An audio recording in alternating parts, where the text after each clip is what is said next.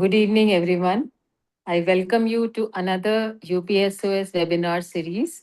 And this time, this is a program with a difference. It is a mentor mentee series where you will be listening to our postgraduates and they will be there presenting interesting cases. And then their mentors, they will be discussing it, followed by questions from chairpersons and moderators. So, first of all, I would request Dr. Abhishek Chandra, Secretary of UPSOS, who is very enthusiastically supporting all these webinars and working really hard to take UPSOS to newer height. I will request you to start it and say a few words. So thank you, Dr. Shalini, for this wonderful introduction. Actually, you're doing a great job. You're doing every month a regular meeting for the last, I think, 6 months now. And it is very successful because we are able to directly communicate with the हाँ people Rishi ji and take it to a greater way. And I also thank Dr. Shashank, our president, and all our eminent speakers, especially Dr. Abhit Porwal, Dr. Manoj Mathur, Dr. Shweta Tripathi, and all other members who are there with us for this webinar. So thank you so much, and I think we should proceed for the seminar. Thank you. Thank you so much, Dr. Abhishek. We welcome the president of UP State Ophthalmic Society, Dr. Shashank Kumar, who has got this idea of video-based presentations and this mentor-mentee presentation. I will request Dr. Shashank sir to welcome our dignitaries and presenters. Shashank sir.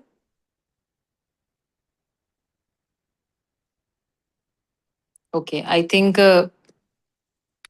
he was there only. Okay. So now I will start with the introduction of chairpersons. And I'm fortunate enough that we have such wonderful chairpersons for today's session and extremely wonderful mentors here for the presentation. So, first of all, I would like to introduce Dr. Manoj Chand Mathur. We know him very well. He is treasurer of All India Ophthalmic Society and proactively doing so many activities on behalf of All India. We welcome you, sir. And he is also co-chair of Health Insurance and TPA Committee at AIOS and convener of Legal Cell of AIOS and co-chair of AIOS Suraksha Subcommittee.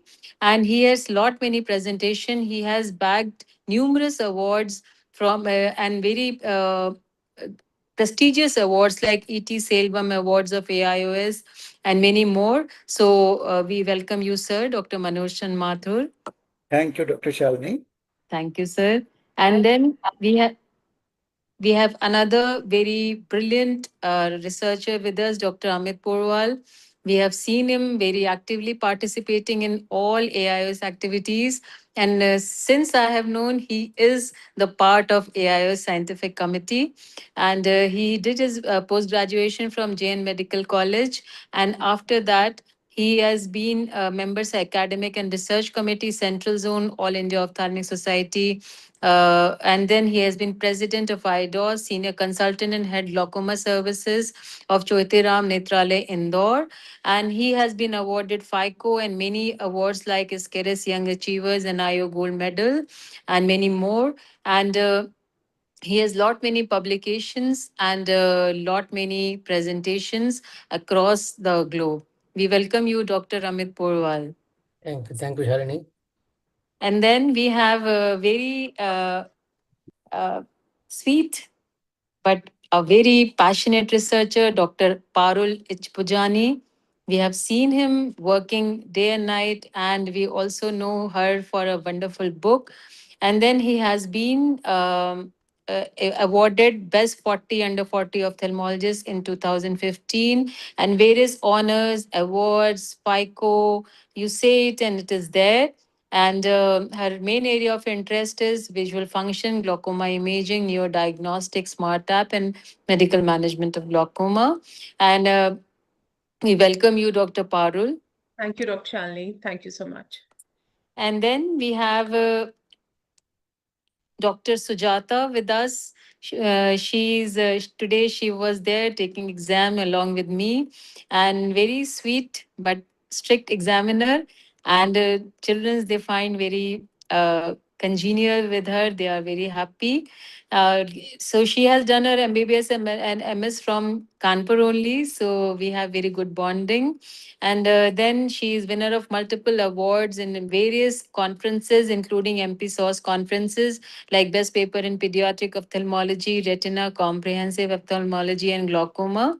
And she has numerous publications and presentations to her credit in both in national and international journal. We welcome you, Dr. Sujata. Thank you so much, Dr. Shalini, for this introduction. Thank you so much. And then I have very wonderful moderator, co-moderator with me, Dr. Shweta Tripathi. You know, everyone knows her. She is so enthusiastic and very active, very proactive in all types of academic activities. So she is currently Director Academics, Deputy CMO, Senior Consultant Glaucoma Services at Indira Gandhi Eye Hospital and Research Center. And she also has numerous awards to her credit, starting from various awards like she has represented Central Zone of Glaucoma Society of India. She has been organizing secretary of National Conference of Glaucoma Society of India at Lucknow. And she has numerous publications, presentations, and she has also presented a lot internationally. So I welcome you, Dr. Shweta, as a co-moderator. Thank you, ma'am. Thank you very much for the kind introduction. And now I will hand over the baton to Dr. Shweta Tripathi for further proceedings. Yes, thank you very much, ma'am. So with that, we start today's case discussion because as it has been mentored and initiated by the UPSOS, this is a platform where all the people can interact, especially the juniors can get the opportunity to interact with the stalwarts of the field. So with that, we start with the first case of the day that's been taken care by Dr. Subhashni ma'am, who is heading the JIPMER. That is, we all know, that is a very well-renowned institute in Pondicherry. And along with madam, it's going to be her presenter, or I can say the mentee. It's just a second. So the mentee for today is Dr. Priyanka Mohan. So Dr. Priyanka, you can share your screen and probably start the presentation. There is just before Priyanka starts the presentation, I would like to brief everyone. It's a 5-minute presentation followed by 5-minute discussion. So we need to be restricted to the time. That's very important for us. So over to you, Priyanka.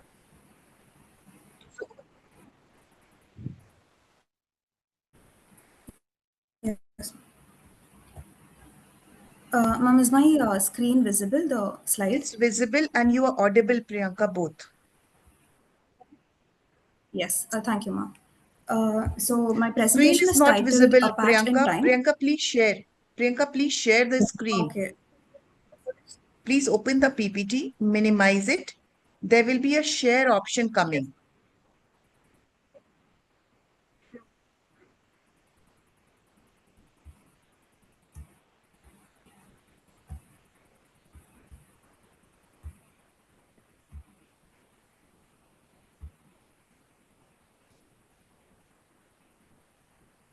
Yes, it's visible, Priyanka.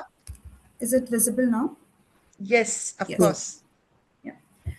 So my presentation is titled A Patch in Time, How a Scleral Graft Saved Sight in a Case of Rieger's Syndrome.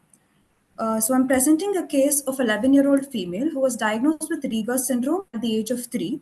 She was in regular follow-up at our hospital and developmentally normal. She was a second-order child born out of a non-consanguineous marriage.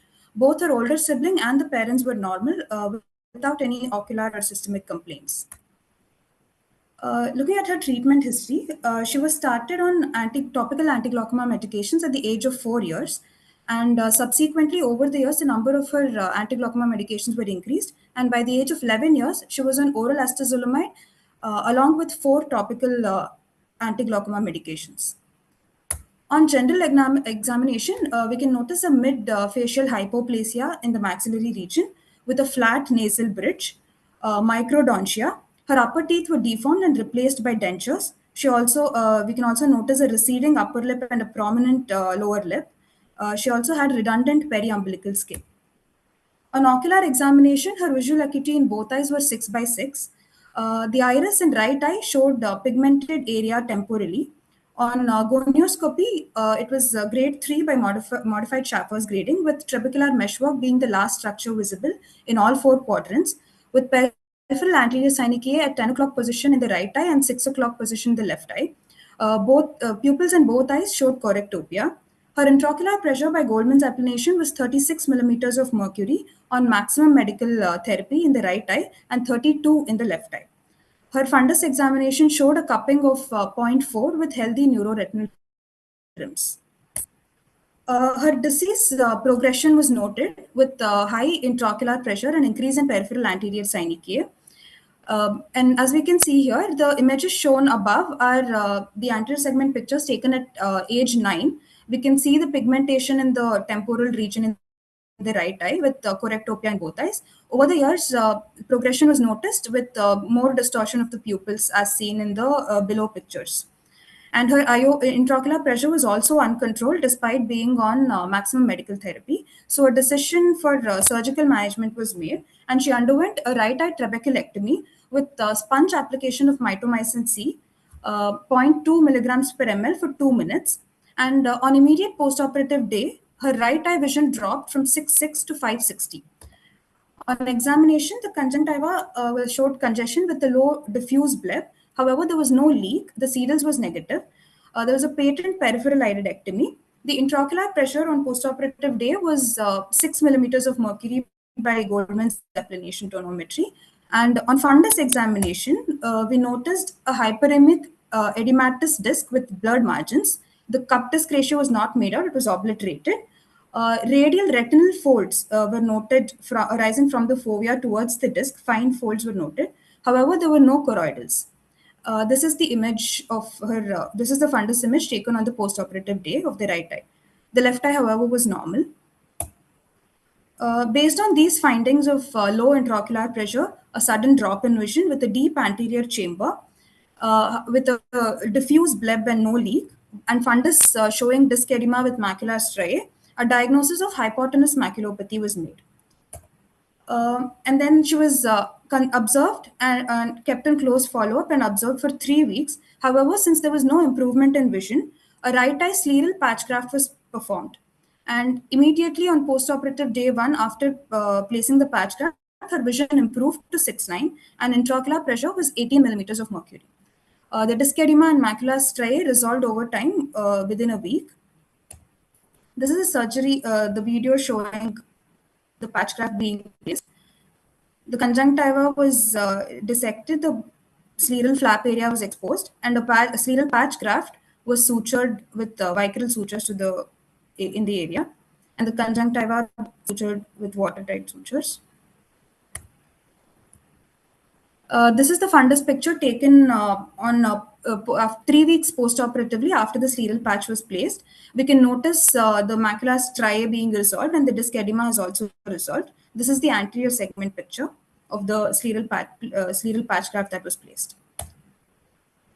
So the possible reasons for the child developing hypotenuse maculopathy could have been the use of mitomycin C during the procedure.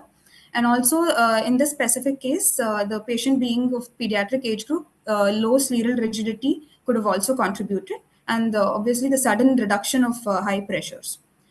And after this, she underwent trabeculectomy in the left eye, however, this time without mitomycin C, and we were able to avoid the complication. The pressures were well maintained below 18 millimeters of mercury in both eyes without any medications.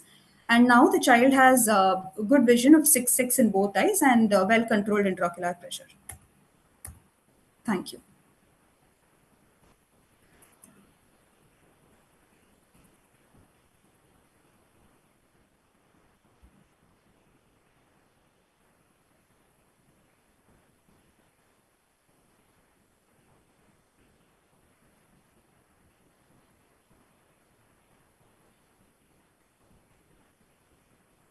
Yeah, Shweta.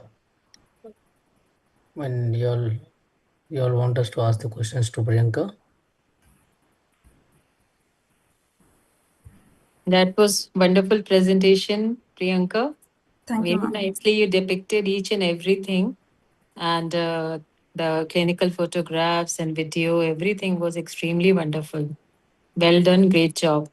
So I will Thank you. request the chairpersons and the panelists to start the discussion. Dr. Amit, would you like to comment? Yeah, so Priyanka, what was the cause for hypotensive maculopathy in your patient? Did you try to evaluate what was the cause? Sir, as I mentioned, it probably like mitomycin C is associated with being at a high risk for developing hypotenuse maculopathy. The use of mitomycin C, and also low scleral rigidity in this patient, since and myopia in general. But however, our patient was not myopic. But since it's a pediatric age group, the case, so low scleral rigidity could have been a cause. So Priyanka, for a pediatric age group, the chances of fibrosis and failures are quite high, so we use high dose of mitomycin. Yes, sir. So was overfiltration a reason behind this? We did not suspect overfiltration because the bleb was quite low, not a Yeah, high but bleb. I think this case was done by Dr. Suhasini, Yes, and she gets a very nice posterior diffuse blebs. So you won't see the raised end anteriorly, but there might be a diffuse bleb posteriorly with an overfiltration. So that should be made in taken into account, I feel. And yes, you have documented everything very nicely. So I mean, what I would recommend it is 3 weeks. This is not for Dr. Suhasini. This is for your knowledge, Priyanka. Okay. yes, sir. So basically, when you suspect overfiltration, I mean, what I usually do in this situation is, if the CDS is negative and I suspect overfiltration, I start an NSAID drop. So the NSAID drops, they are a bit irritant to the ocular surface and they promote fibrosis. So for 5 days, 4 times a day, I give ketorolac drop. This Okay. promotes the fibrosis, and if at all any overfiltration is there, that reduces. And after 5 days, again, I titrate and then stop the drop or continue for another 5 days. So this way you can buy time. And this was a perfect case of hypotensive maculopathy. Regarding mitomycin, yes, low level is correct, but I would go for actually a 0.04 milligram per point 1 ml in my traps for pediatric age group. So these are the few points which I wanted to make a note of. But Priyanka, you were very good in presenting. You finished in exact time. That's a very Yes, good thing. Can I Um, just add uh, about this case? Yeah, yeah, Dr. Sagar. yes, Ah, yes, so basically, this case was interesting because normally hypotony soon after surgery, it could be possibly because of overfiltering bleb, and the other reason is a bleb leak. So there was Seedles was negative, but it was not a overfiltering bleb. It was a low diffuse bleb, and then in overfiltering blebs, you have a shallow chamber, and then choroidals start appearing. Here, there was no choroidals. The antechamber was nice, deep, and it was just a very low lying bleb. So, and because the vision dropped drastically to 5 by 60 on day one, so that was what made us worrying. And then when we looked at the fundus, there were all the features of hypotenuse maculopathy, like those retinal striae and the disc edema with tortuous vessels. All of them were there, which really suggested hypotonous maculopathy. What makes this interesting because is the hypotonous maculopathy normally develops after 3 weeks, 2 to 3 weeks. Late hypotony is what will result in a hypotonous maculopathy, which with a well-formed chamber. Here, it occurred on day one, and it was it was a quick decision because the child was very upset that her vision had dropped so badly, and despite waiting for 2 or 3 weeks, so normally you wait for 3 months, but here I just took that quick decision to open up the bleb and then see if there was some form of or is there too much overflow, or is it going anywhere else? Is the aqueous going anywhere? But actually, it was just a mild leak which was there. So once I put the scleral patch graft and warned the parents that the pressures may rise. So because my priority that time was just to have good vision, because the parents and the child were very upset about the sudden drop in vision, and she was rank holder, and she studies very well. So she was terribly upset. So I had to take this decision. So once the surgery was done, the vision improved within. So there was a leak, is it? Was it? There was a leak, is it? There was no leak. There was no leak. Just the mild flow through the scleral flap. That was what was there, and the bleb also So, was so elevated. so Anyway, I'll just add one point here, ma'am, probably. Sometimes because when Priyanka, first of all, congratulations, it was really very nicely put up all the things together on a single presentation. And ma'am, what was the pressure when the patient underwent surgery? Because in the initial slide, she showed, I think, somewhere around 36. 36. 36. So when there is sudden decompression, Sudden no, that times on table, the choroidal they develops. They don't take time. And that time, this kind of presentation is very common on the very first day. So, and especially she was a child. So that's why if we operate young kids, that time we have to be little careful. That's for Priyanka only, ma'am. So of course not for you. That No, there when were you no operate, choroidals, no choroidal detachment, not even peripheral choroidals. We even looked for retinal detachment. Is that the cause? So nothing no, at all. So the shallow CDs on the table will eventually lead to this kind of macular hypertony picture. So generally, it's if you feel comfortable, then sometimes putting the patient on oral prophylactic steroids will help you a lot, Priyanka. This probably you can just probably see in your future cases whenever you operate yourself. Of course, by the time you become proficient in the surgeries, then you will not have any issues. But yes, that's the intake from my side. But Yes, very Did well you get a presented. B I scan done, truly Priyanka? agree with. Priyanka, did you Yes. get a B scan? Did you thought of a B scan in this patient? B scan is not done, sir, since dilated fundus examination did not show any So if choroidals. you are suspecting any shallow CDs, B scan should be done because that will help you a lot. Okay. Yes, sir. And in fact, I agree to fully with Shweta because sometimes in juvenile glaucoma, there was this patient who underwent a mitomycin C needling. And after needling, he had this choroidal because there was sudden drop and sudden release of aqueous and gush. So if there is sudden drop in IOP, that can sometimes lead to, especially in young individuals. Yes. So that was a wonderful presentation. And thank you so much, Dr. Subhashini, for this fantastic case.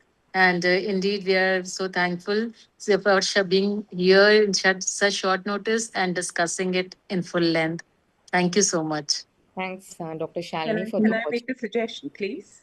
Yeah, sure, Dr. Parul. Yes. Priyanka, first of all, congratulations for a beautiful presentation. Thank you. I would want you to describe the bleb, grade the bleb when you're presenting in your future presentations. And if Yes. possible, get an ASOCT done for the bleb that will tell you about the bleb architecture. Also, when you mention maximal drugs, probably if the patient is on long-term oral or topical carbonic anhydrase inhibitors, it just makes them slightly more prone to get a hypotony maculopathy. Hypertension. So probably that's one thing that also you can keep in mind.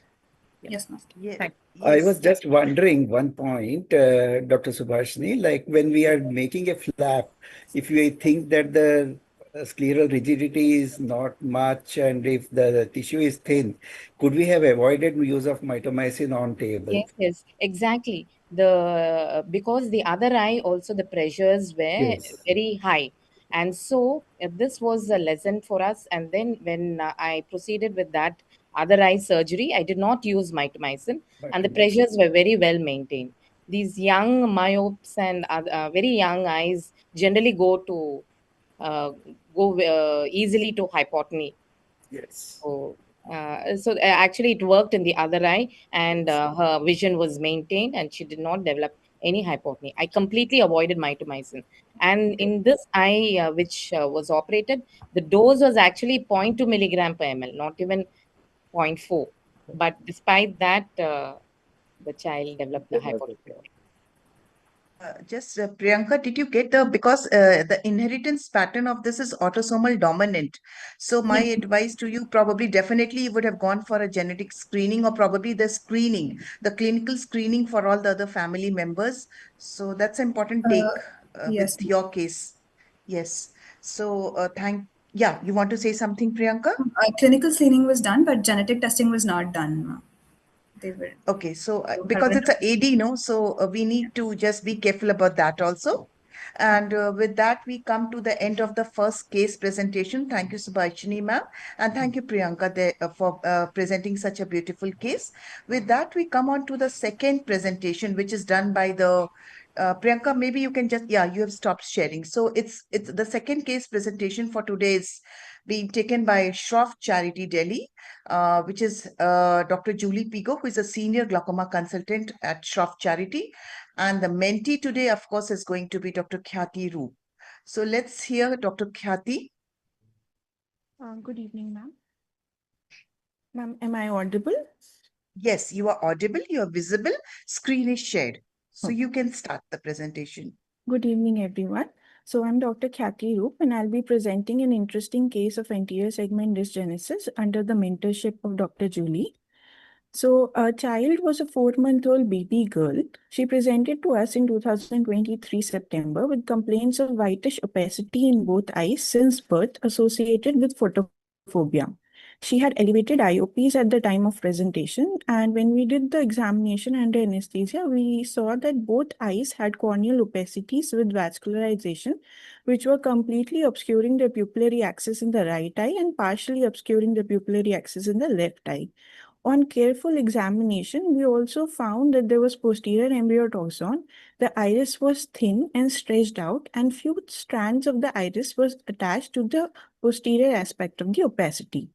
On dilated examination, the CDR was 0.7 to 0.8, and she had Khyati, your slides are not getting changed, Beta. If you are changing the slides, they are not getting changed.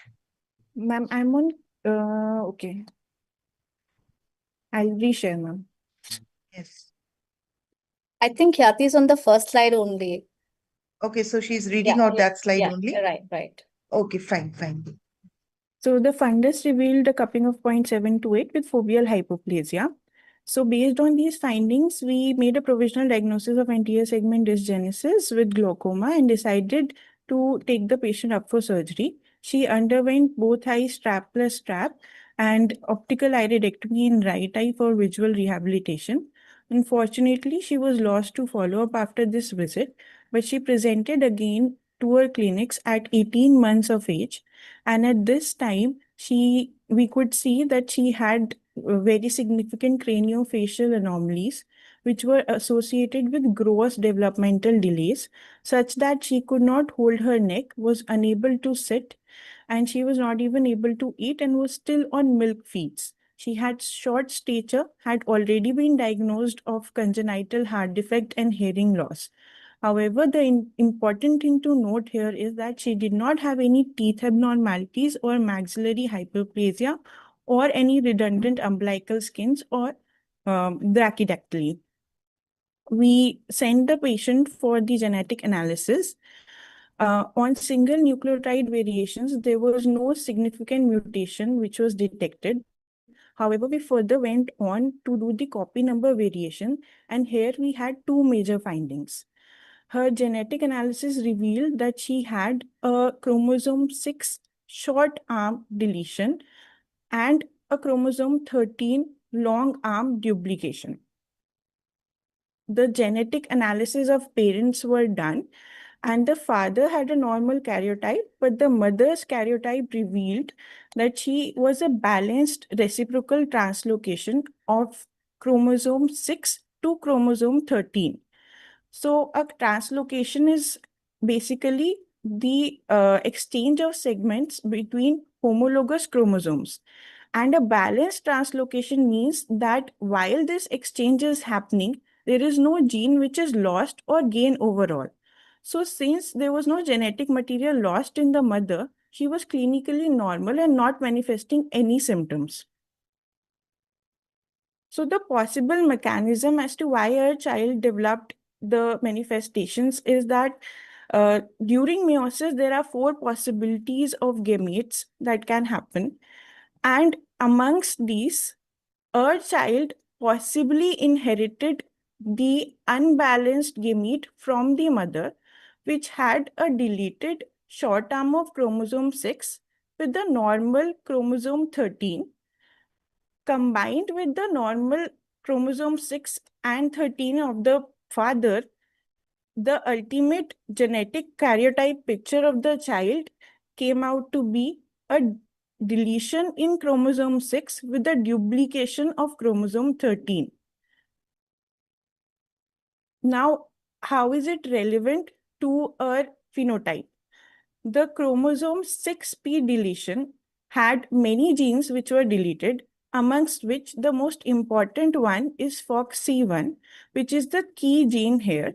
It is an autosomal dominant gene which is dosage sensitive, which means that even one copy loss of this gene can lead to a significant clinical manifestation in the patient.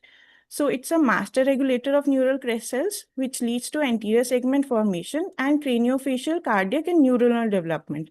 And it's implicated in anterior segment dysgenesis syndromes, Axenfeld-Rieger, Peters anomaly, as well as congenital glaucoma. The secondary abnormality in a child, which was the 13q duplication, also involved multiple genes which are responsible for the neurodevelopment.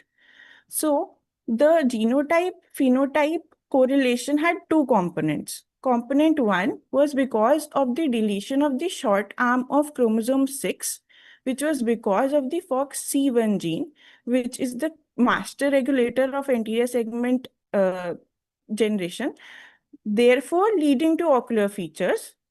And the 13q duplication led to multi-gene dosage effect, which complicated syndromic presentations with further systemic features which are not seen in a simple FOXC1 deletion. So the child was finally diagnosed with FOXC1 related Axenfeld-Rieger spectrum secondary to chromosome 6 deletion and concomitant distal chromosome 13 duplication from maternal balanced translocation of chromosome 6 to 13. Now, since the mother is a carrier and does not have any symptoms, she still can have chances of there are chances that 10 to 15% of her offsprings can have the unbalanced translocation.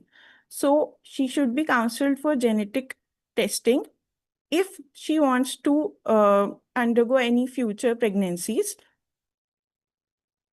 So my take-home message is that in anterior segment dysgenesis, genetic testing is not an option, or it's not a supplementary investigation. It's integral to diagnosis, systemic management, surgical planning, family counseling, and long-term follow-up of the patient. And a negative exome sequencing does not mean that there is no abnormality. The anterior segment dysgenesis can arise from chromosomal dosage imbalance and not only single gene mutations. Thank you. Thank you, Khyati. Indeed, it was one of the difficult ones for us also, because being clinicians, totally we are not into too much into this, I can say the chromosome decoding, but yes, it was really beautifully presented and gave us all a peep in through that, again, a revision thing for us, that how the genetic coding and the genetic, basically the genetic testing is required for all these anterior segment dysgenesis. So do you do it regularly in your clinics, Khyati, for all the cases? Ma'am, for most of our anterior segment dysgenesis, almost all now, since we are doing genetic testing for other cases as well, we have a geneticist available in our clinic 24 during the working hours, and we are regularly doing genetic testings in all the patients now. So, so because the genetic testing takes a couple of weeks, the results and all to come. So how do you manage your cases in the meantime, symptomatically and whatever the glaucoma part?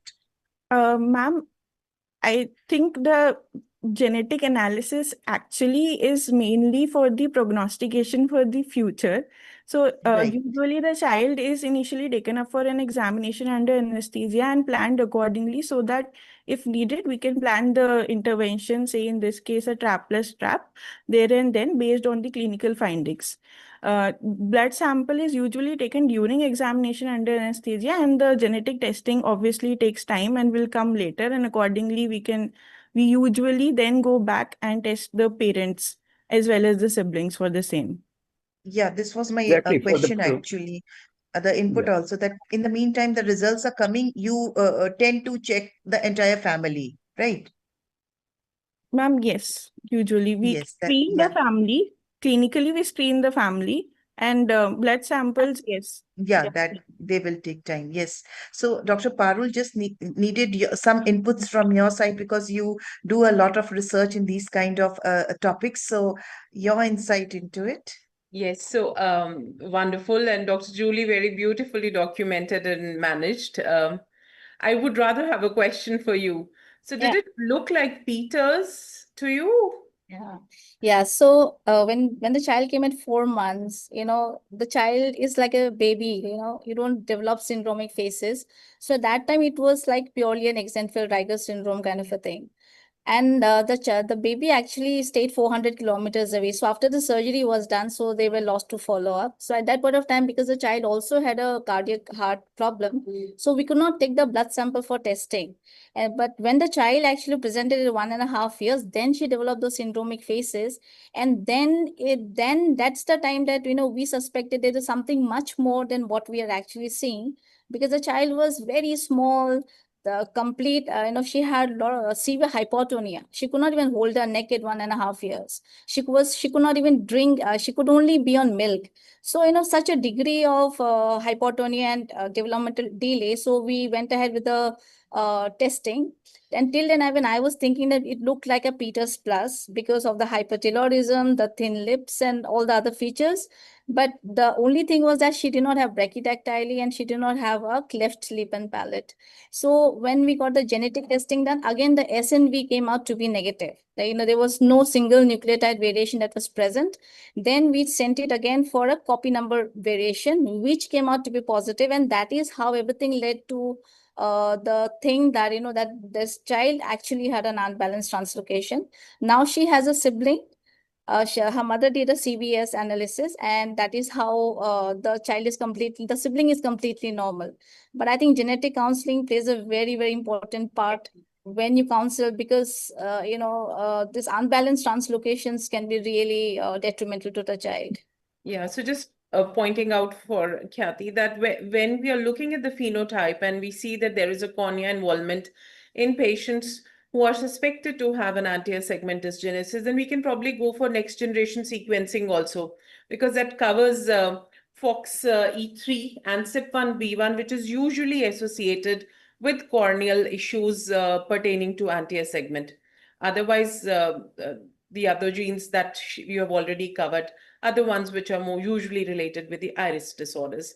So probably NGS can also be considered whenever a corneal element is there along with the Dr. iris. Julie, I was just wondering, what was the genetic counseling that you did for the second sibling?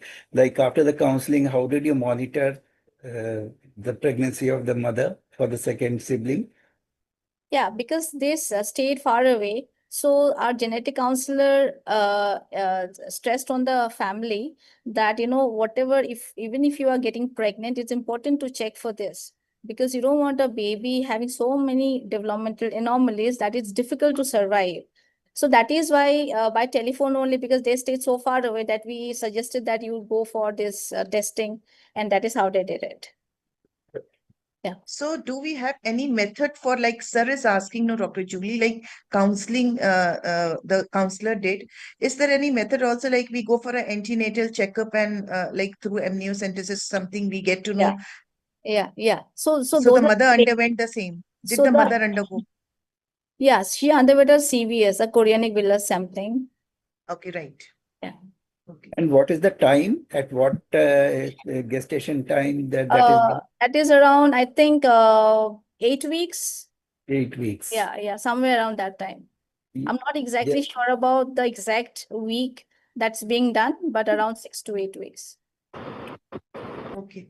Excuse me, Dr. Julie, one question. The child had corneal opacity. I'm not specifically saying for this case, but if this is such a dense opacity, then what would be your take on keratoplasty for an infant?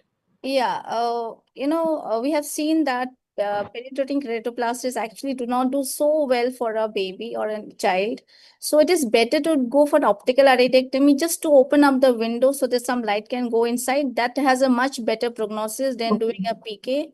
So whenever we can do an optical iridectomy and maybe give some vision to the patient, so that is our way that we would like to deal with the corneal opacity like that.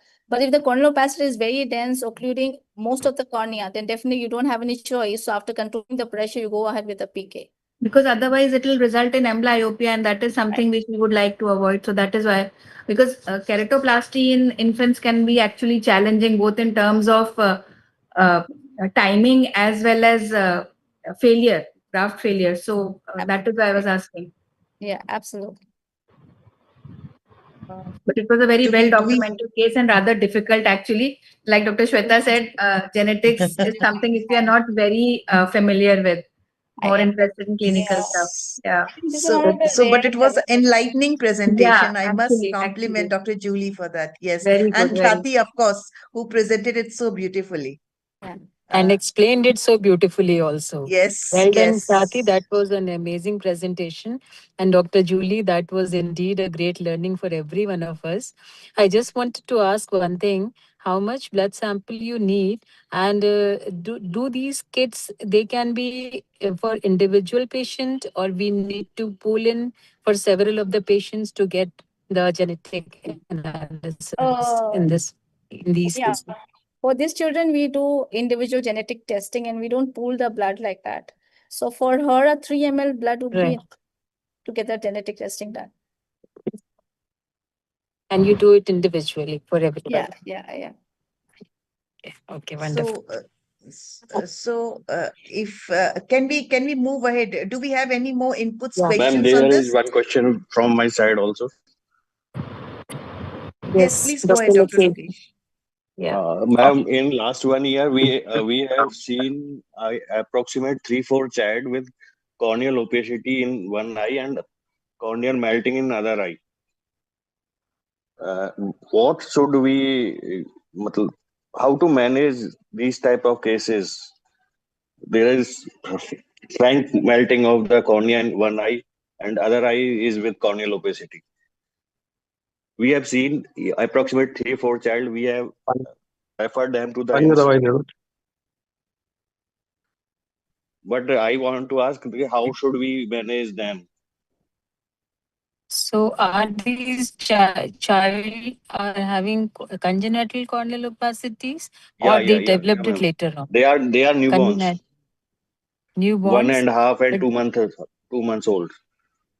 So sometimes it can be simply xerophthalmia, keratomalacia, because many of these child, they are underdeveloped, and then they will have some kind of abdominal infection, Definitely, diarrhea. they have malnutrition. But we want to ask So these as an children, they have, ophthalmologist. yeah. So, of course, first of all, we have to treat these infections and build up their nutrition. Vitamin A injections are extremely important in these subset of patients. But of course, as Dr. Julie said, if we can do an optical iridectomy for these children, if the cornea is clear in some part, that helps them a lot, because there are challenges with pediatric keratoplasties regarding their survival also, and regarding their visual rehabilitation also. But if the cornea is involving quite a large, opacity is involving quite a large area of cornea, then of course keratoplasty. Later on, when child is actually fully good, having good nourishment, and is like protein, energy, malnutrition is being taken care of, and vitamin A levels have been managed, then of course keratoplasty later on. But then they should In be meantime, referred for the corneal, the melting cornea. for melting cornea. Like if cornea is melting, then of course we have to do therapeutic or tectonic keratoplasty. Otherwise, we cannot save the eyeball.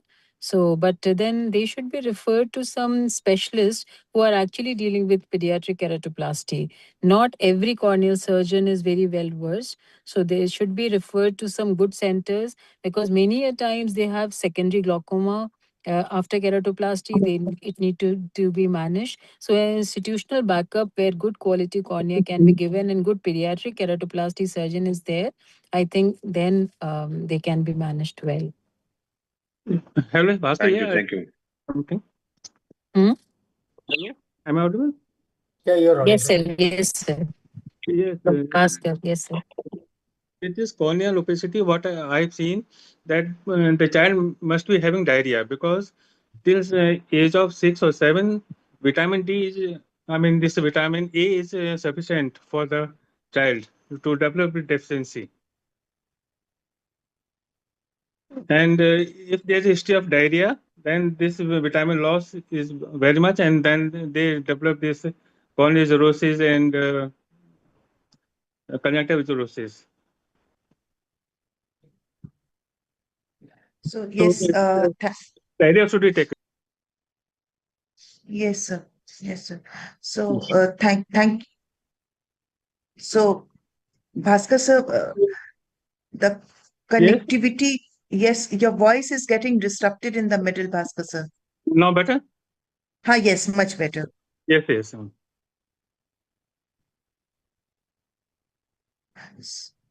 So I repeat what Ma'am, I said. anybody is doing keratoplasty in newborn patients, in approximate 2 or 3 months old patients? Only if it is indicated, maybe they are doing it. Otherwise, yeah. Dr. Lokesh, for pediatric keratoplasty, as we have discussed, it's like once in a while, if really indicated. Otherwise, it's better to defer the PK at that moment, go for an Ma'am, optical iridectomy, retain the vision, whatever vision you can get for the child, and then just wait and watch till the child is little grown up, and then we can take a call accordingly. So, ma'am, it is very disheartening to see them. We have seen 3-4 child with one eye cornea melting and other eye corneal opacity, total corneal opacities. So I am asking about that. नहीं, that's a very genuine question. That's Abhishek box कुछ बता सकते हैं इस बारे में?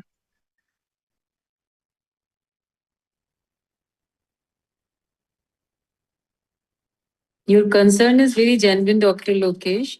Indeed, but only thing is we need to educate our patient so that we can prevent these conditions to be happening, right? So as we say, prevention is always better than cure. And if we can prevent these conditions, then definitely we can take care of the child. So like community ophthalmology can take part in educating the people so that these conditions we don't get. So thank you Yes, so ma'am. much, everyone, for a wonderful presentation and fantastic discussion. And I would request Shweta to move on to next presentation. Yes, ma'am. So with that, we move on to Lucknow. That's a case presentation from KGMU under the mentorship of Dr. Bhaskar sir, who is a very senior glaucoma consultant at KGMU. And the mentee today, it's going to be Dr. Akshadeep Karthik. So over to you, Akshadeep. Good evening, ma'am. Good evening, Akshadeep. Please share your screen. Yes, ma'am. I'm trying.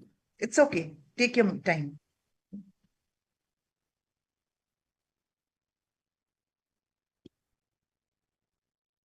And in the yes. In the So in the meantime, meanwhile, yes, ma'am. yes, Please go ahead, ma'am. we have Dr. Shashank sir with us, who is president and very proactively involved. Sir, we would like to have few words from you before moving on to next presentation.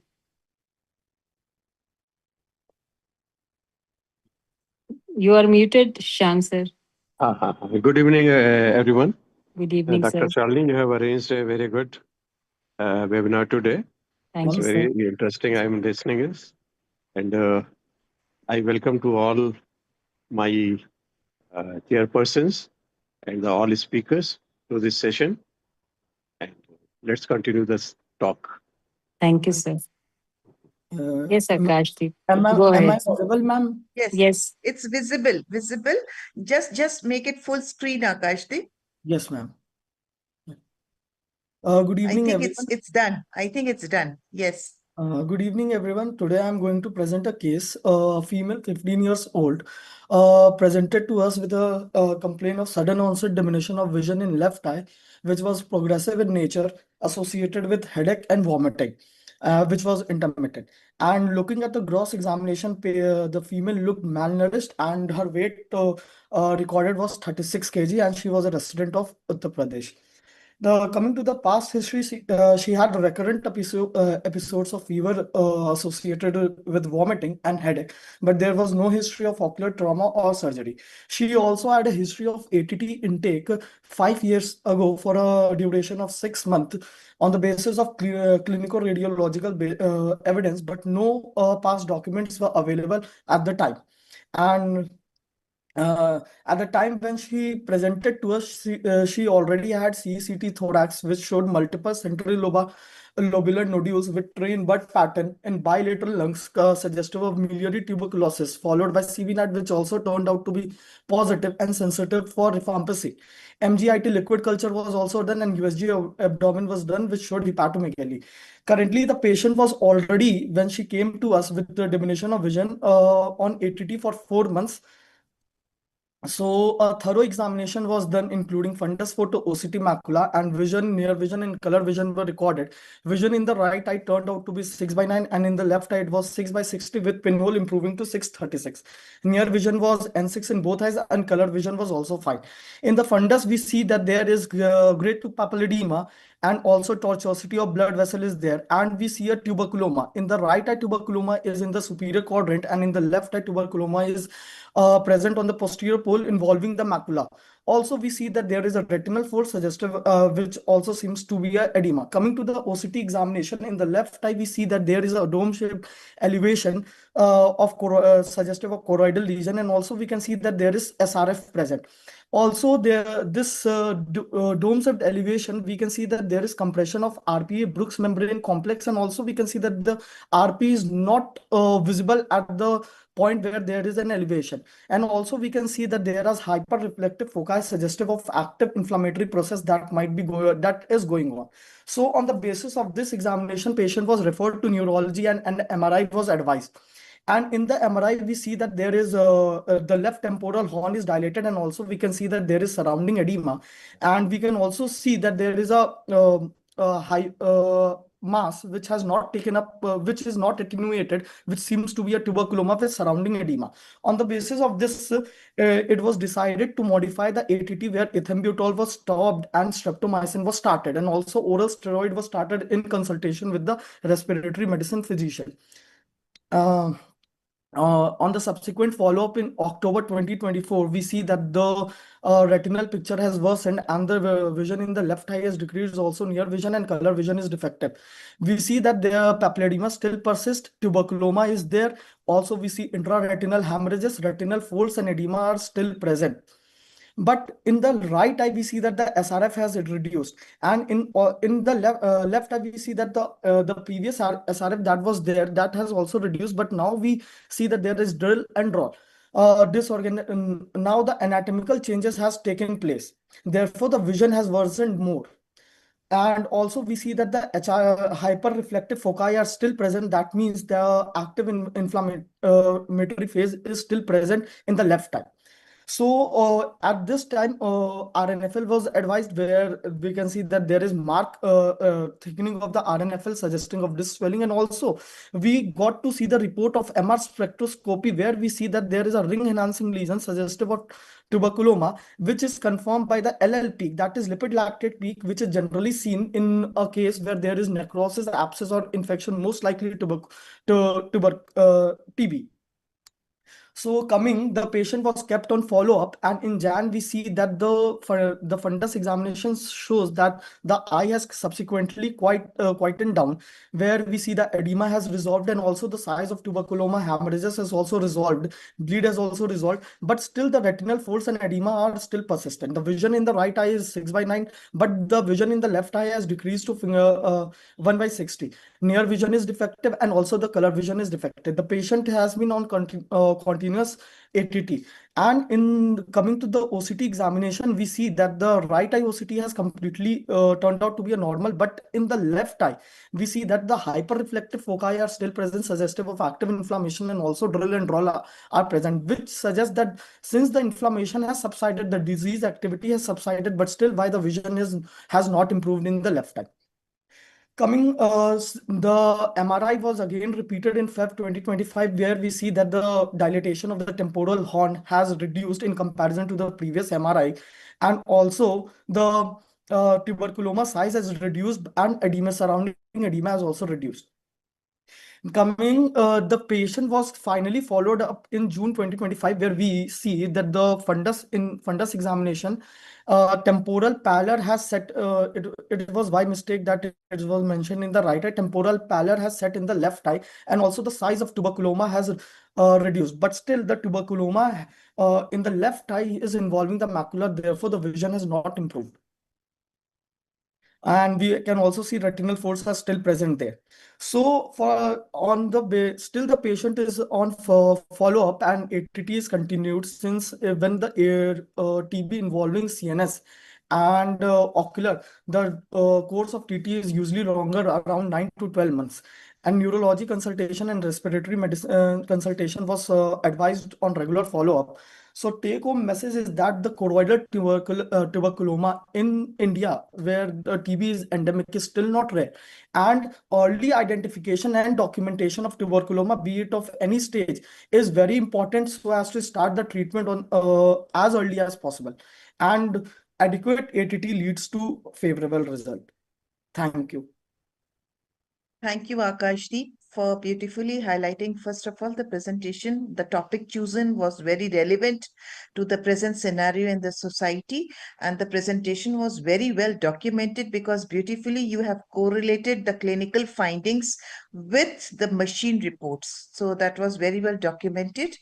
And thank you, Bhaskar sir, for choosing it so well apt to the time. So my question, can Dr. Amit, can you please throw some light as to how to deal with the cases of this kind of tuberculomas as an anterior segment finding? What do we like? How do you deal before the tuberculoma is so bad that it has given that drop in vision?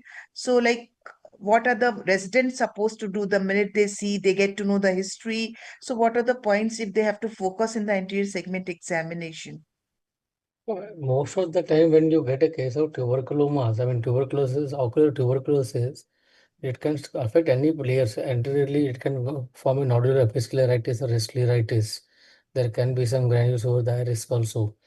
But most of the patients who present, at least which I have seen in our center, it is usually they present with a choroidal tuberculoma. So it is basically anterior segment is quiet. They have a vitreous haze and there will be tuberculoma, and we need to make sure diagnose properly. So without diagnosing, we should not simply try to give oral steroids. What we follow is basically we do the TB Gold, we do a Montauk's test, we take a chest X-ray, and if any of these things are positive, then we have to refer to a chest physician, and they have to put the name of the patient in the registry and start the ATT. And we have to counsel the patient that he has to stick to the ATT at least for 9 to 12 months, as Dr. Akashdeep has told. So minimum 6 months has to be there, and sometimes this can be recalcitrant, and you have to continue for at least 9 to 12 months. And regular follow-up is very, very important, both with the physician as well as the ophthalmologist. And we also have to emphasize the patient that he has to screen his liver and renal profile time to time. This is also very important to me. And Yes, tuberculosis is still very very well common in our taken. country. It is not disappeared, Yes. especially in northern zone, central and northern India. It is still very, very common. One Point question, very Dr. Shweta. Yes, we after start the patient was already on ATT, and we continued the ATT, but there was paradoxical worsening actually if you see in terms of vision. So what could be the cause of that? I mean, is it immune mediated or I think that is the time, hypersensitivity? Dr. Sujata. I think we should, it can be immune mediated. There should be a steroid cover also. A systemic steroid cover also should be started. After ATT, after starting Yeah, ATT, there should be yeah. steroid cover. Okay. I have a Can be related removed actually. doubt. Why? What was the reason for substituting ethambutol? What was the respiratory expert's opinion? Why he substituted ethambutol? with Sir, streptomycin.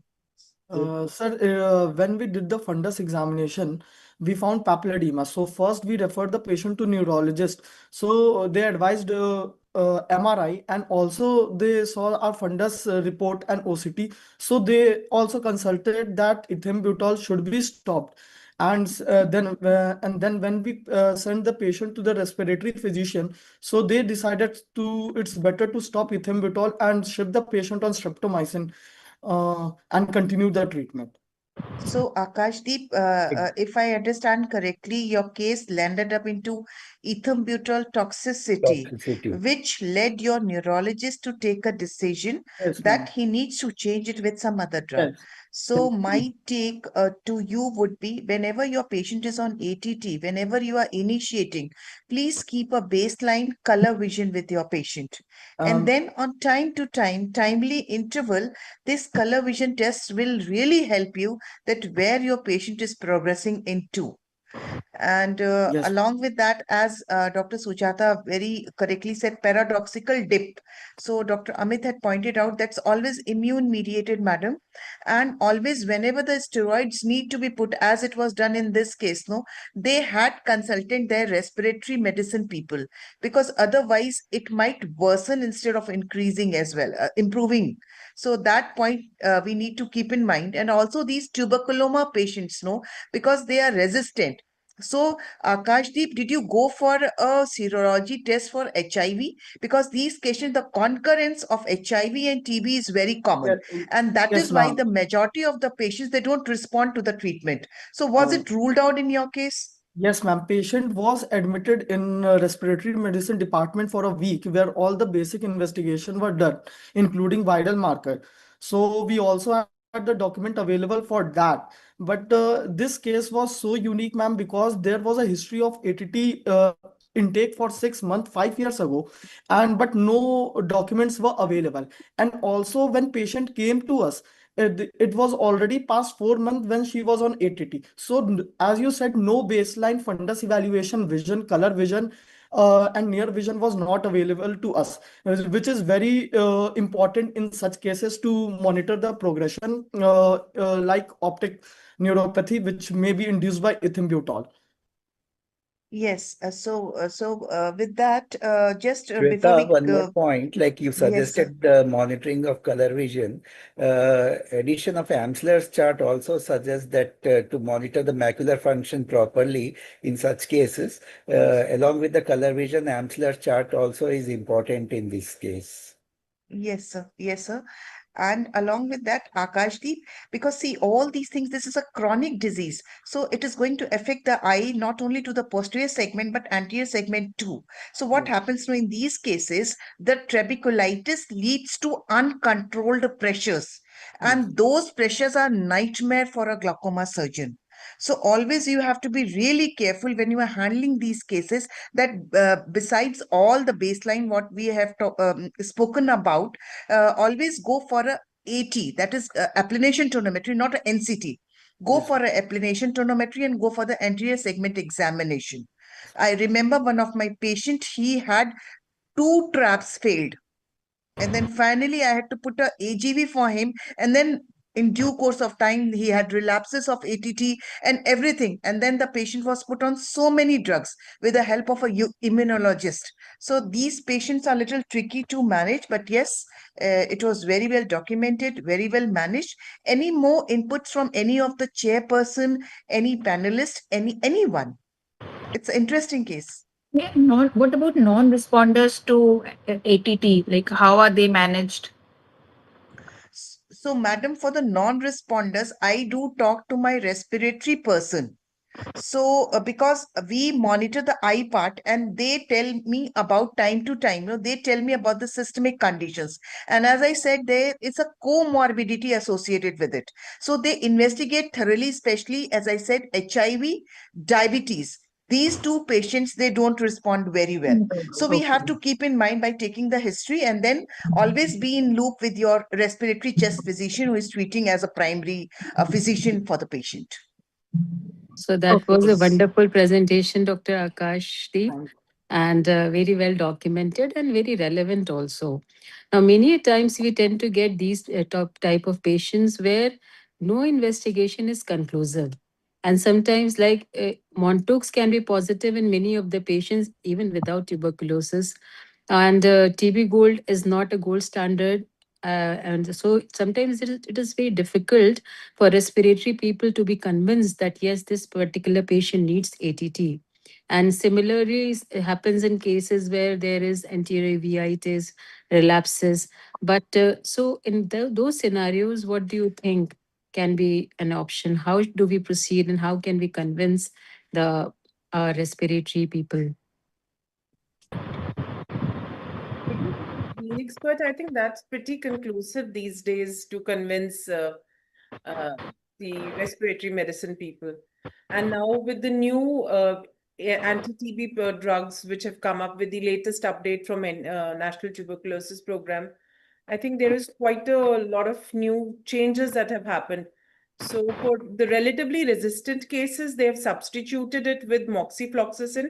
They've taken out ethambutol, and they have added, I think, rifabutin, if I'm not wrong. So there is this protocol Yes, called as rifabutin PRIM is added, protocol. yes. Rifabutin, they do add, but we don't give ourselves. So whatever Yeah, they of course. The decide, gene we expert is like you get a gene yes, expert done enough yes. to convince, and once you tell them that the patient is refractory from our end and give them an option to consider the modern regime that has become available. So at times they keep an open mind and give it a trial.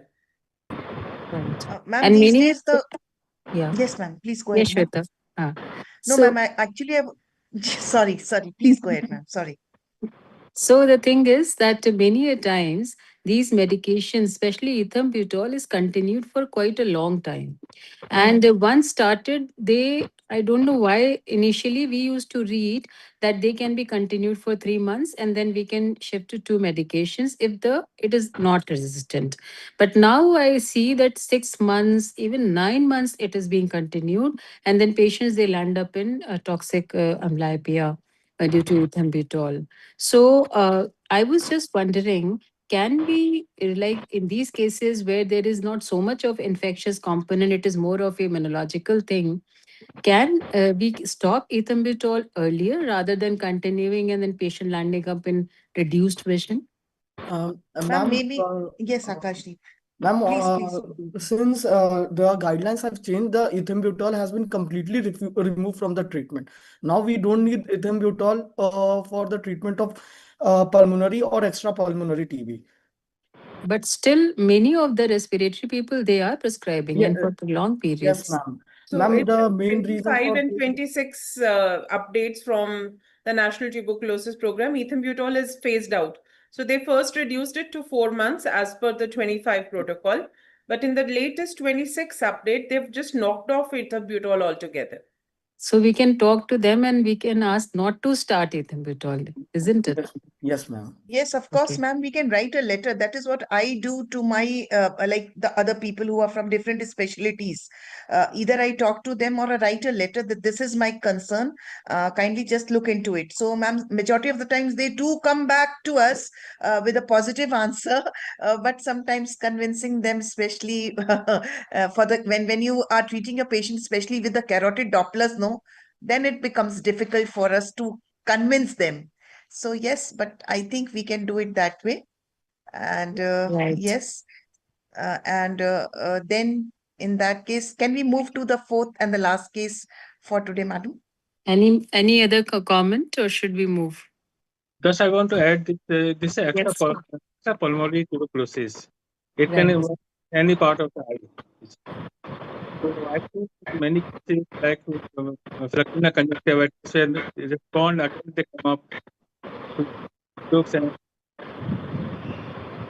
Dr. Sujata, I yes, think you can mute your mic. Ah. Yes, Dr. Bhaskar, you were saying something. yes, I've seen many patients with fluctuating conjunctivitis respond with steroids and again they recur. So I just got the Manto's text and it was positive and then started ATT with the tuberculosis department and it was very good response. And they were patients were very happy.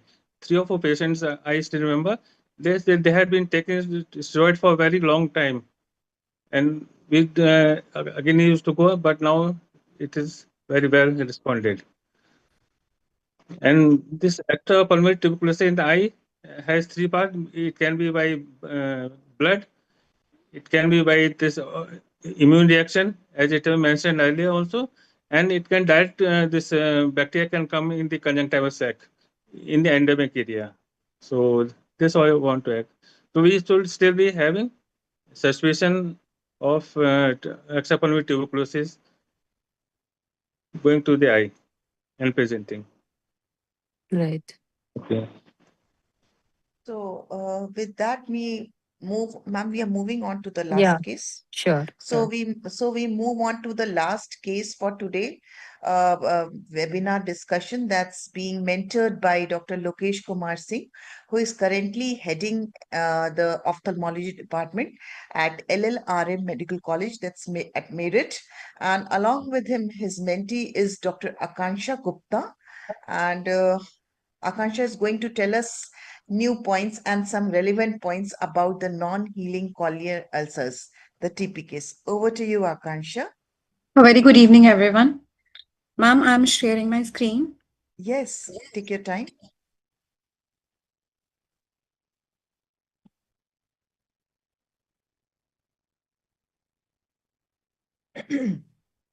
Ma'am, my screen is visible. Yes, yes, yes, very much visible, and you're audible too.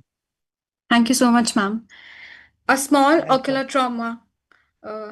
Shall I start, ma'am? Please start, Akansha. Thank you so much, ma'am.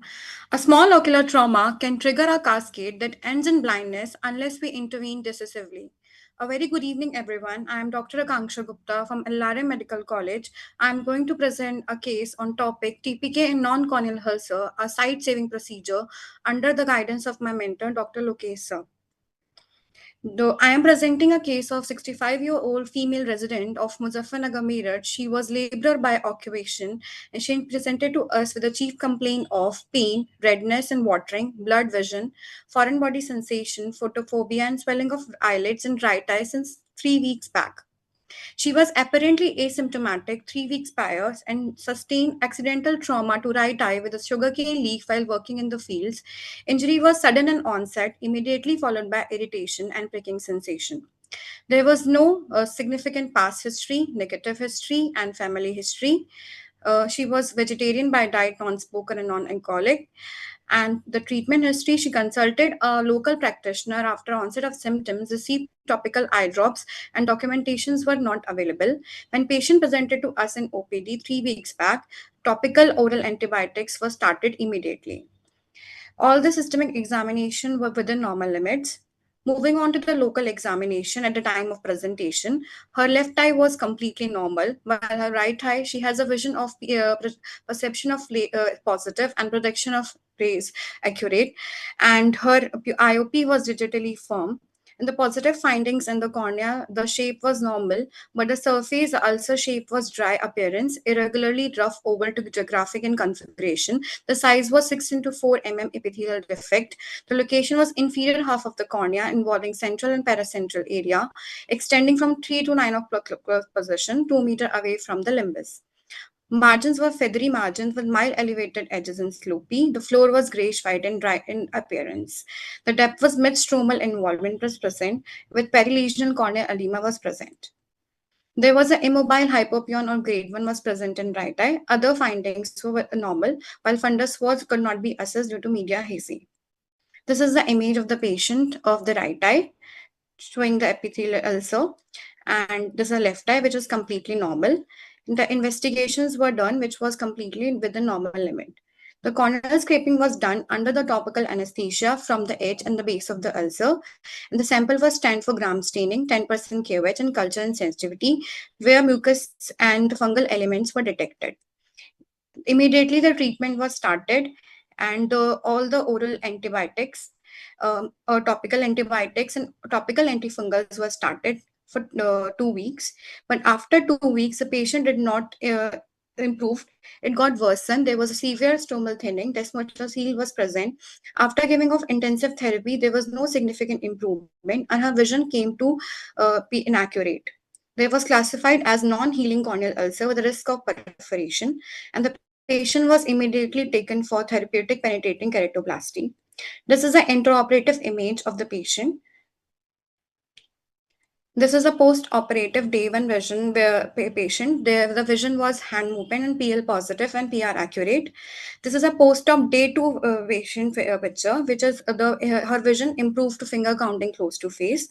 And after 7 days, like post-op day 7, her vision improved to 3-meter finger count. This case highlights three important lessons. First, vegetative trauma should always raise suspicion of fungal keratitis. Secondly, an early microbial diagnosis and prompt antifungal therapy were essential. And third, when medical treatment fails, therapeutic penetrating keratoplasty can be truly sight-saving. Behind every successful graft is a patient whose future remains visible when infection threatens life.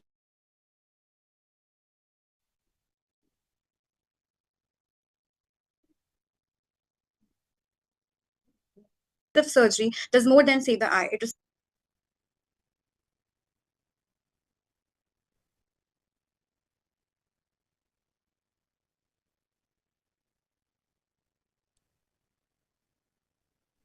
So, Akansha? Yes, ma'am. Yes.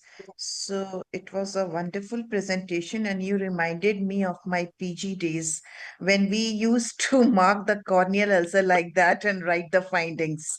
So that was very perfect way of documenting your corneal ulcer findings.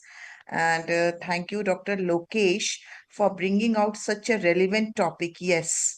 So I would like to just take opinion and inputs from Dr. Sujata, that how do you take care of your non-healing ulcers in your OPD? Like up to what time? What is your deciding time? Like this is the cutoff, and now I should go ahead with the TPKs. What are the factors in favor of those TPKs? Okay, first of all, when we have a non-healing corneal ulcer, especially the fungal corneal ulcer, what we start is first find the cause of non-healing, whether about the diagnosis is correct, whether the patient is compliant with the drugs that we have, the medication that has been advised. And if we are assured that this is a case of non-healing fungal corneal ulcer, then I think we wait for about 7 to 10 days. And if we find that there is no response, we consider the patient for TPK. Yes. So, Because yes. in the long run, we should not actually wait for perforation to happen. We should rather anticipate it and avoid that complication. That's very true. That's very true. So, like, how do you practice, Dr. Parul? Dr. Parul, can we have you I and don't your inputs? do cornea. I do purely glaucoma and neurophthalmology. I think the best No, combination is because Dr. Shalini. She is a rare combination of cornea with glaucoma, so her input would be more valuable. Yes, yes. Dr. Shweta, what are you asking? Dr. Sujata, can you mute, please? Thank you. So that was a wonderful presentation, Dr. Kanksha, and very Thank you, ma'am. pertinent, very relevant. And you showed such wonderful therapeutic PKs also. Now, many a times people feel that once keratoplasty is done, vision should improve. So we have to actually make the people aware that keratoplasty doesn't mean only vision. Sometimes just restoring the globe. Sometimes tackling these type of resistant infection itself is important. And then later on, optical keratoplasties can be done. So that was a wonderful presentation, and thank you, Dr. Lokesh. Can we have your comment, Dr. Lokesh? As ma'am said, ma'am, we admit these type of patient in our ward, and then we ensure that they are putting their drops regularly, or they are more uh, more compliant for their treatment. After that, we go for such type of therapeutic keratoplasty or some. Right. Ma'am, I just want to ask, anybody have any experience with senagermine, which is used in neurotrophic cases, senagermine tablets? They are for nerve growth. Anybody have their experience towards that? Dr. Lokesh, before that question is answered, I would like to question again or back to you. What is this particular tablet made of? Because I am hearing it for the first time. Probably limited exposure to the cornea department. Again, same like Dr. Ma'am, Parul, exclusively glaucoma. these are used for neurotrophic cases. They used to they used to claim about nerve regrowth in neurotrophic cases. So I have not heard of these medication. Any of the chairpersons or panelists? No, not No, not yet. No, So not yet. Dr. Lokesh, this is a new thing. I think we will all go and study about it. If you have any feedback, you can give us. नहीं हम लोगों ने ma'am अभी तक तो use किया नहीं है, पर है ना इसका अच्छा. बहुत प्रॉमिसिंग रोल बता रहे हैं. It is FDA approved. Oh, great. Right. So, any other comment? Dr. Manoj sir, would you like to comment? Yes, that was an excellent show today. All the 4 set of cases, we had a good learning from each one of them. So I just commented in the box also, excellently moderated by Shweta, and continue to do the good work, Dr. Shalini. You're doing Thank you, sir. wonderful as Chairman Scientific Committee of UP. Thank you, So sir. I enjoyed being here today, and I'm sure there was a good amount of learning for all of us from these presentations. Thank you, sir. Thank you so much for all your important inputs. Dr. Amit, would you like to? Again, we all echo the same thing Dr. Manoj has already said. The students were excellent, and I should thank the mentors for bringing out the work of theirs through the mentees. Yeah. So excellent presentation and excellent webinar. So may I add one? Yes, Bhaskar sir. Yes, it was nice presentation and it was very relevant. Just I want to want to inform you that still we are having this steroid is the most important culprit still here in this fungal cornea ulcer. Because in the village, what they do, go to the shop and they say it is something red, they give them the steroid eye drop, and this is very harmful. Yeah, it is available over the counter and extremely cheap. Yes, And in this fact, the people who have used steroid, they are even more difficult to treat. yes. The Nice. medical stores are more Very culprit for that. Yeah, exactly. And despite all the advisories from many Yeah. of the societies and everywhere, they don't tend to listen because that's 10 rupees ka drop or 20 rupees ka drop, which is good for the seller also and the person who is buying also to get rid of the symptoms immediately. So Yeah, that's they there. are very comforting, and that is why Yes. people they tend to use. Ma'am, they are freely distributed for red eyes. Any type of Right. red eye. Yes, very common.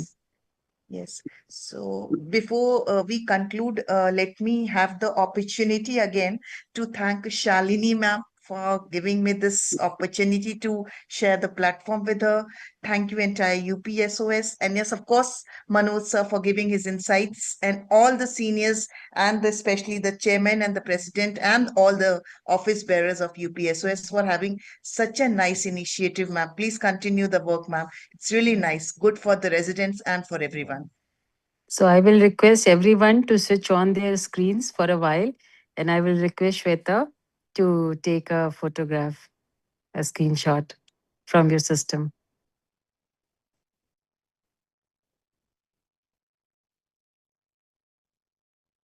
Everyone has switched on?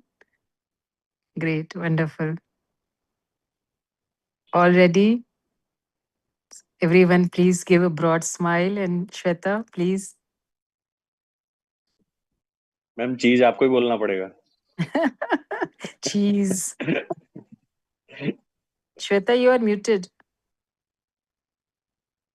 Ma'am, I'm saying I'm not that tech savvy. I'm just trying to do it, So you can taking the screenshot.